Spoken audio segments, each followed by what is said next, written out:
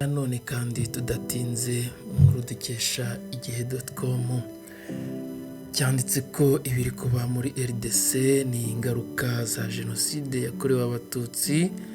Dosteze wabaye muri Sena y'Ububiligi. Alain Dosteze wabaye umusenateri mu Bubiligi yatangaje ko ubwicanyi n'imvugo z'urwango bigaragara mu burasirazuba bwa Repubulika Iharanira Demokarasi ya Kongo ari ingaruka za jenoside yakorewe abatutsi mu mwaka w'1994. Mu mwaka w'1994 Dr Dosteze yageze mu Rwanda ubwo yari mu bikorwa by'umuryango w'abaganga batagira umupaka, abo bita mu rurimi rw'amahanga Médecins Sans Frontières.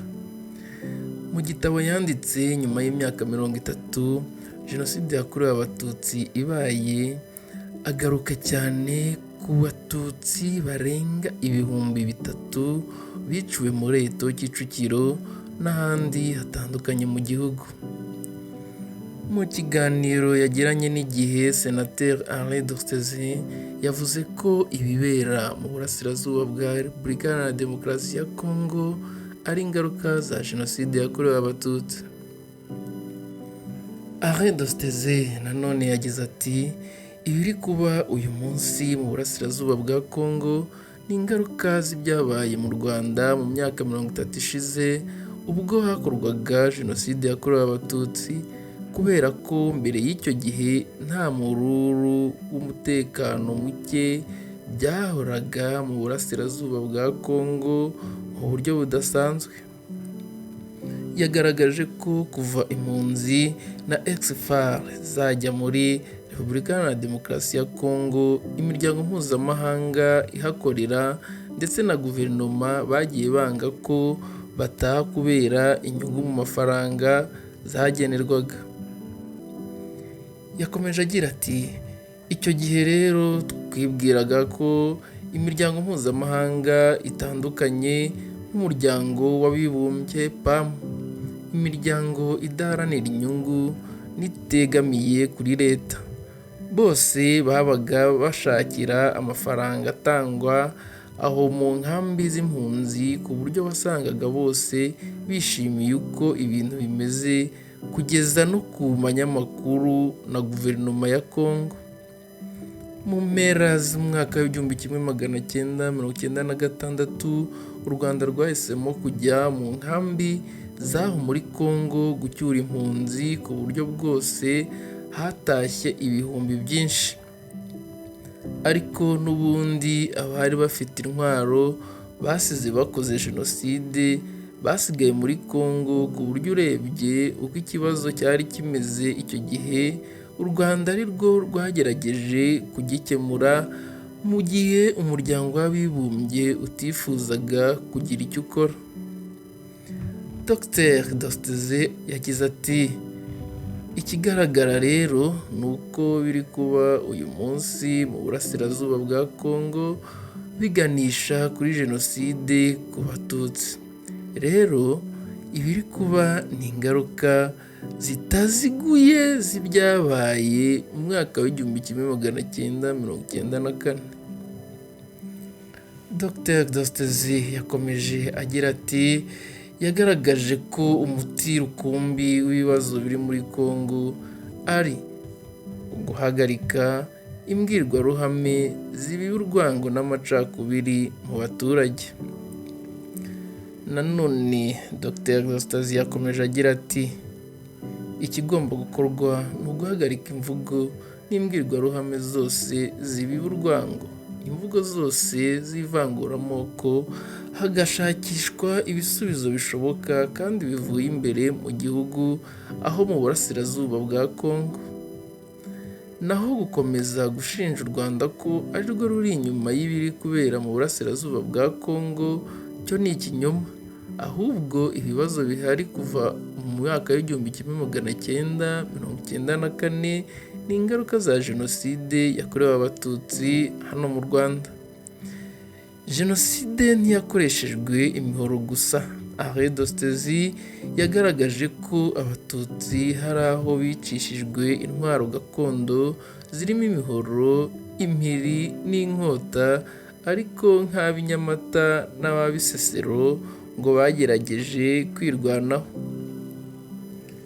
Mu kiganiro cye yakomeje agira ati nashakaga kubara inkuru y'ukuntu abatutsi bishwe mu buryo bukomeye mu mwaka w'1994, by'umwihariko abiciwe i Nyamata no mu Bisesero. Nka Nyamata navuze ku batutsi benshi cyane biciwe kuri komine kandi bakicishwa imbunda na za gerenade, hanyuma habona gukoreshwa imihoro.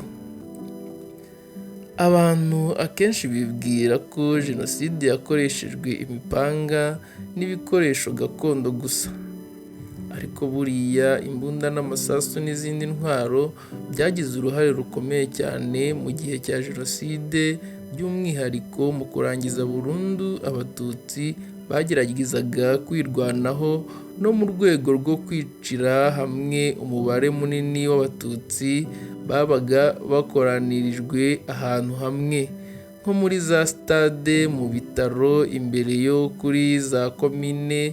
Ariko ngarutse nko kuri Nyamata ho hari ukwezi izo mbunda zafashije cyane mu kuvumbura abatutsi bari bakiriho mu bihuru, mu biti no mu rufunzo, mu bishanga byaho, ubundi bakicwa. Nashakaga kubara iyo nkuru.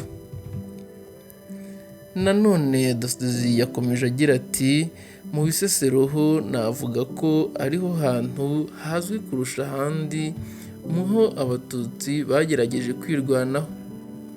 Abari barahungiye kuri uwo musozi rero barashwe baterwa za gerenade, mu gihe bo nta yindi ntwaro bari bafite uretse gutera amabuye gusa. Uko kwirwanaho kwabo rero akenshi kwanatumaga abaje kubica bahunga, birabasunika babasha kumara amezi hafi 2 n'igice nubwo bitabashije kurokora ubuzima bwabo mu buryo buhoraho. Muri jenoside hishwe n'abari mu nda. Dr Dostezi yagaragaje ko mu mwaka w'1994 umwana yitirirwaga se, bityo ngo hari abagore bagiye bicwa kubera ko batwite inda y'umugabo w'umututsi. Yakomeje agira ati ikindi nashakaga kuvuga muri iki gitabo ni ukongera kwibutsa ko icyo jenoside icyari cyo, nkibutsa ko ari ukwica abagabo, abagore, abana, kandi ugamije kubamaraho, kandi ari ibintu byateguwe kuko mfite ingero z'abagore n'abahutu bari batwite bagiye bicwa kubera ko bari barashakanye n'abagabo b'abatutsi. Bicwaga rero babwirwa ko abo bana batwite ari abatutsi kubera ko icyo gihe nyine abana bitirirwaga base. Nyuma y'umwaka wa 1994 hashyizweho urukiko mpuzamahanga mpanabyaha rwashyiriweho u Rwanda, inkiko gacaca n'izindi gahunda zitandukanye. Dr Dostezi yakomeje agira ati ngira ngo no mu cyumweru gishize hari uwakoze jenoside mwabonye watawe muri yombi mu Bubiligi, ngira ngo vuba aha urubanza uratangira mu Bubiligi. Ntabwo twakirengagiza ko hari n'abakihishahisha, ariko muri rusange twavuga ko abenshi bahanwe. Bakunzi ba The Quick Times News, twongeye kubashimira gukomeza kubana natwe, ari nako tugomeza kubasaba gukora like, subscribe ndetse n'inkuru waba uyikunze ukayisangiza bagenzi bawe. Imana ibarinde.